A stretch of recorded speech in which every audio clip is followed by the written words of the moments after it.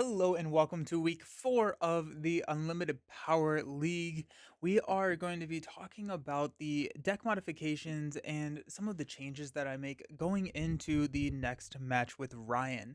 In week 3, we did pretty good. We came out with a victory. We won it in 3 games.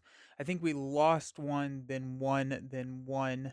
And that first loss was just brutal. I mean, if you don't have a turn 1 play, you just fall behind so quickly. It's pretty critical to have a have a turn 1 play. But what we're gonna be doing is talking about what I spent my money on this week. As a reminder, I get $15 every single week. I can buy, sell, and modify that bankroll with cards that I open or cards that I have. And basically what I did is I bought a lot of packs. Now, I already kind of filmed something similar to this video, but it was a lot of rambling and I don't think that it was super productive. So, as we are going through and I'm going to be talking about the deck that I did build, you'll probably see the pack opening somewhere on the screen. And so if you don't want to listen to me, at least you have that to look at. So we have been running a mall green deck. It was a mall energy conversion lab deck. I think that deck is awesome. Ryan says that he is going to be changing the deck build. And so I figured I would just go ahead and change the deck build as well. If he's going to be building something that's going to completely counter the mall deck, which is a pretty quick deck, then I wanted to try and do something. Also, I like the mall deck, but I do want to play something else. And so what we did is we went with the two aspects that I have not used, or actually the three aspects that I've not used, and we're building a Ray yellow deck. So we've used black, red, and green with the mall. Now we're using blue, yellow, and white with Ray. And I am really excited about Ray. I thought that Ray was going to be kind of lame, but I kind of built the shell of the deck because I had a lot of cards that I had opened in packs, and I kind of built the shell of the deck, and then I tried to find a leader that fit that shell rather than kind of building around a leader. I think that's kind of the best way to do it in this like limited type setting. And Ray's not bad. Ray's really cool actually because her ability for a action, you can exhaust her and give an experience token to a unit with 2 or less power. Then she deploys on 6. Restore 3 is so good. If you can attack with her twice, you're probably going to get at least one attack, but if you can attack with her twice, it is 6 health off your base. That's 20%. That's a lot. On attack, you can give an experience token with a to a unit with 2 or less power. Since she has 2 power, that first on attack, it gives her the experience token, taking her to a 3/7. That's very formidable. So blue yellow is the deck build, and as you're probably guessed, we're going to see a lot of cards that have 2 or less power. So let's start out. We're running 3 copies of the 2/1B surgical droid. Now, I like the 1 cost card here because it means on turn 1, I can play the surgical droid and ramp it to a 2/4. And so on turn 1, I'm getting a 2/4, and then whenever the surgical droid attacks, I can heal 2 damage from another unit. Pretty good. Um, it's kind of fun. You can actually ramp him again because once he has an experience token, he's a 2/4. You can change him, you can ramp him up to a 3/5. Um, just with her ability because unlike Luke, her ability can affect anybody on the table. So the B2 surgical droid is one of my favorite turn 1 plays. It's pretty robust. It does not get taken out by pretty much any one drop. And so you know it's going to stay around because on it's going to have 4 health. And I don't think that there is a turn 1 drop that has 4 attack. The other really fun turn 1 drop is Leia. Now, I started the series by buying the Luke Vader starter decks. Leia came in that as a special card. Leia is a 2 cost, when played, ready a resource or exhaust a unit. I play her on turn 1. I ready the resource. I have the resource to then take her to a 3/3. Late game, this can be really nice to just kind of shut down something. Typically in space, this deck does struggle against space units. And we'll talk about that here in a second. We have Padme. Padme is a 2 cost coordinate. Padme's really solid because when you have 3 or more units On attack, you can give a unit -3, -0 for the phase. What that allows us to do is clean up really effectively because Padme can attack. It does not even have to be the unit that she is attacking, but say like there's a Viper probe droid out there, -3, and then we can just chip away at it. It's also really good against leaders that have 3 less, maybe a little bit more attack because Padme can attack into, give Django -3. Now Django has 0 attack, and we can just throw damage at Django without taking any back. And if we do, we do have the surgical droid. That is 9 of the turn 1 drops. Let's actually I think I want to talk about this in terms of now space. We've got 2 copies of the Gray Squadron Y Wing. This is a turn 1 drop. On attack, opponent chooses a base or a unit they control. You deal 2 damage to it. It's annoying. It's a 1/3. It's robust. We can power it up twice to make it a 3/5. That's annoying. We also have the Outer Rim Headhunter. I really like cards with Raid and Ray's ability because its power is 1. However, when it attacks, its power is 2. So if Ray bumps this up to a 3/5, it's now a 4/5 when it's attacking. So that's pretty cool. And it's pretty robust, meaning that it's going to stay around. And on attack, if I control a leader unit, I can exhaust a non leader unit. And so if this survives long enough, when Ray comes out, it's going to be attacking and exhausting units, which is just annoying. And then the last turn 1 drop that we have 2 copies of the Restored Arc 170, which has Restore 1 on it. So those are our turn 1 drops. We got 3, 6, 9, 12, 15, 17. So we're pretty much always hitting a turn 1. What's nice about Ray is you can also use any of these 2 costs as a turn 2 drop and then ramp them that turn. However, I do like to ramp cards that are going to be activating that turn, if that makes sense, over ones that come into play exhausted. And so if I play Padme on turn 2, I'd rather spend Ray's action to use my third resource to ramp up Surgical Droid again and then have Surgical Droid attack. But yeah. 3 cost cards. We've got Rogue Operative. So Saboteur 2/4 Raid 2. Once we ramp him, he's a 3/5 Raid 2, so a 5/5 Raid 2, which is annoying. We got 3 copies of the Cloud City Wing Guard, which once ramped is a 3/5 Coordinate or Sentinel.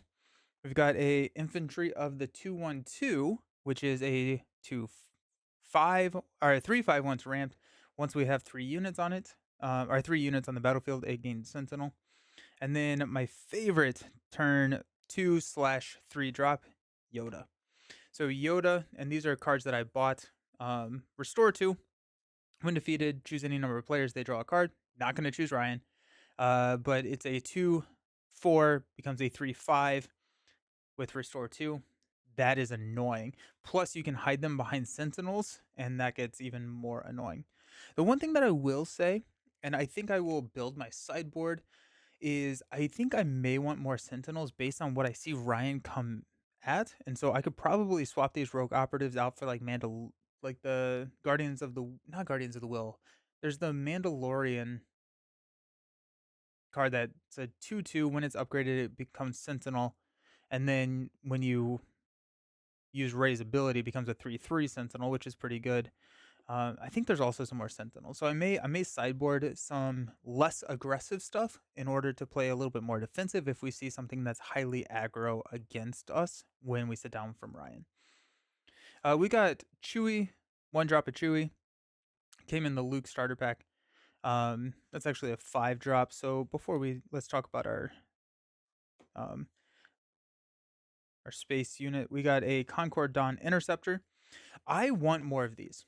So I would buy more of these. I literally physically do not have more than one of these. I don't know how. They're uncommon. I feel like I've opened a ton of them in my life, but I don't have them. And so one of the later swaps was I think I put in 2 of these Outer Rim Headhunters for 2 of these Concord Dawn Interceptors.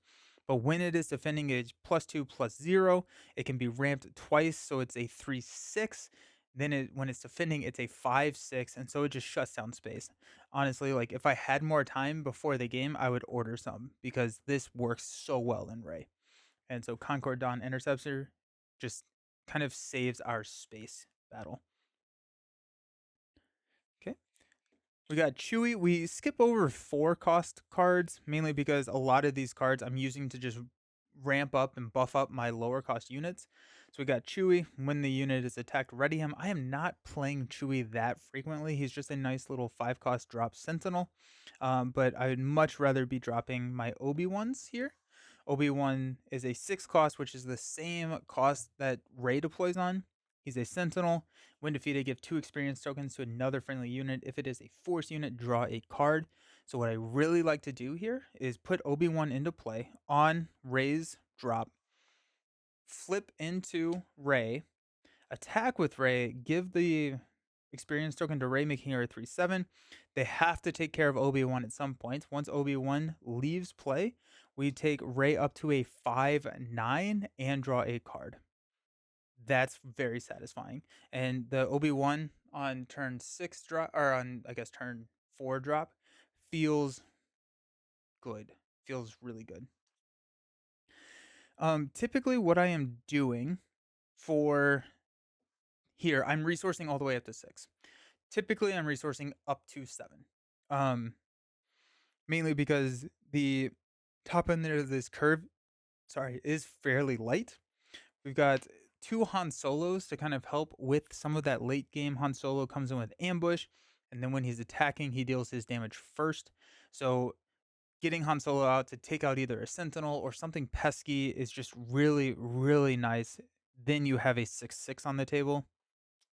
If it's hidden behind Obi-Wan, you're feeling real good. And then I will typically always resource to 7 and then stop. I do have one, or I guess 2 copies of an 8 drop in here. This is the ATTE Vanguard. I have, in all of my practice games, never played this card. And so it probably could come out. However, if we see something going a little bit longer into the end game, we're probably going to be using an ATTE Vanguard. But if I am resourcing, I resource up to 7, and then I do not resource until I see an ATTE Vanguard in my hand. So there's very, very rarely is there a time where I need 8 resources, because a lot of times 7 I can do what I want with my hand, and at that point I'd rather have cards in my hand than cards in my resource row. So these are the units on the field. We got 2 copies of Repair. I'm thinking that this is kind of where my card openings are going to be, and so that's why I'm not putting cards there. uh, we got 2 copies of Repair, and then next time I think if I open more packs, I'm going to do it kind of the same way, because I don't know if I have anything meaningful to say when I'm opening packs, because I am trying to think and talk at the same time, and it doesn't really work. But Repair can heal the base. Typically, I'm looking to heal a unit. If I can heal Padme, if I can heal my rogue operatives, if I can heal some of my sentinels, I like to do that because then it protects even further, especially if I've sunk resources into them with Ray. The other nice target for Repair is a surgical droid, because surgical droids can only target other units. And so unless I have 2 of them, if they start getting damaged, I need to repair them somehow to make sure that they can stick around and heal everybody else. I've got 3 copies of Asteroid Sanctuary, which is one of the most annoying cards in the game, I think. 2 costs to exhaust an enemy unit, then give a shield token to a friendly unit that costs 3 or less. That is the majority of our deck. And once we have this Cloud City up to a 3/5 Sentinel, we can exhaust a big unit, probably in space. Again, this deck does struggle with space ever since I cut the Concord Dawn. And then the Cloud City has a shield, and it's dumb. Asteroid Sanctuary is annoying. Like if I was playing against it, I would be annoyed. We've got 2 copies of Hello There. So choose a unit that entered play this phase. It gets -4/-4. Um, it's very much just read the table and see what we are going up against. Sometimes I will use this to hard control. If we're going up against something more aggro, I can shift this into. This is very much a mid range deck, which is also something that's been fun because I have not really played mid range super effectively in my life. I don't know if I'm playing it effectively now, but I've had fun with it. And I really don't play a lot of cunning, the yellow aspect, and I've been enjoying that. This feels like a cunning card to me. It's like a cunning blue card. Um, but I will either use this to hard control something that's super aggro. If they throw down a Battlefield Marine or Grievous or something like that, I'm going to use Hello there to just take it out. Or what I found really effective is using this on the turn that the leader deploys. It enters play, Hello there, -4/-4, and with my board state, I can usually deal with a leader at that point. We've got 2 copies of Waylay. Honestly, I could see myself cutting out these Waylays, adding 1 more Hello there, and if I get Concord Dawn Interceptors, I would love that, but and then, um, I have a Perilous Position. When played, exhaust the attached unit, -2/-2. Just kind of some shenanigans. And then we've got the last 3 cards in the deck are some Luke's lightsabers. These also came in that deck. If I had Jedi lightsabers, I would 1000% be running those. But those are expensive. And so we're not running the Jedi lightsabers. We're kind of using the Jedi lightsaber at home with the Luke saber. What I like to do here is not really throw them on Rey. I like to spread them out. This is more of a go wide deck. And so if I can throw a Luke saber onto, heck, a Padme or a surgical droid, it's really funny because then they have to split their attention. And if they're going to vanquish one character, it could either be the 3/5 surgical droid that's healing everything, or it could be the rogue operative that's attacking for 8. Because once we have a Luke's lightsaber on the rogue operative, Saboteur Raid 2, it has been ramped. It's kind of crazy. Like it's interesting. I've been having a lot of fun with the deck. I think any of the modifications that I would do would probably be cutting out Waylays. I've found myself not really playing with them a lot. The deck can do pretty decent at just kind of managing enemies while I'm just with my units, and then I can heal up with the surgical droids. So I could see myself cutting Waylays. I would like more Concord Dawn interceptors. Space is light. That is an issue. I know that. Honestly, I could probably take Waylays and swap them for Vanquishes, go a little bit higher cost. That could help with. I think I would go I'm gonna do Vanquishes in my sideboard. I think I'm gonna run 3x Vanquish in my sideboard. Vanquish is defeat a unit, and so that's going to help late game if we go and we see something like a Dooku that Ryan has been running, which is a little bit more late game. Um, if we need to push into late game, we're going to have to modify and get tools to do so. But that's what we're going to be running with. I am pretty excited about it. I like it. I'm enjoying kind of finding decks that work with the cards that I have open. I'm hoping that I have talked for enough time to have seen what these cards are at this point. That I opened or I had enough uh, time for me to open them. But yeah, I will be posting the game hopefully here soon. I as of right now we have not filmed the game, but I'm hoping to do that tomorrow, as of the recording of this. And so, stick around. Make sure you subscribe to catch the game with Ryan, and let's see how the deck actually works. Thanks for hanging out. We'll see you around.